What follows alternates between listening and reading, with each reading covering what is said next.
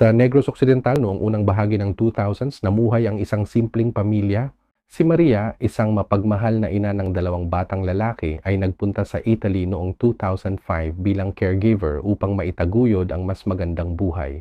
Naiwan ang kanyang asawang si Pablo, isang mangingisda, upang alagaan ang mga bata sa kanilang barangay malapit sa Bacolod.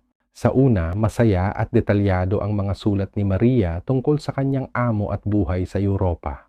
Ngunit paglipas ng panahon, naging kakaiba ang kanyang mga mensahe.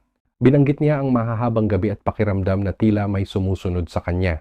Noong 2007, bigla siyang umuwi ng walang pasabi, mas payat, maputla, at may malamlam na tingin. Napansin ng mga kapitbahay na tila nagbago siya.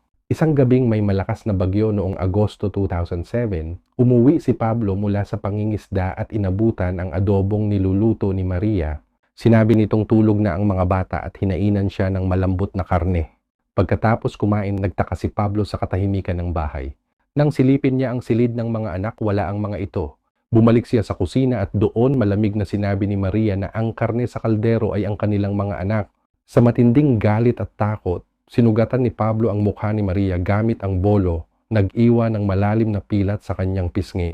Ngunit sa halip na sumigaw, tumawa ito at tumalon palabas ng bintana, naglaho sa dilim ng gabi kahit pa pinaputukan ni Pablo.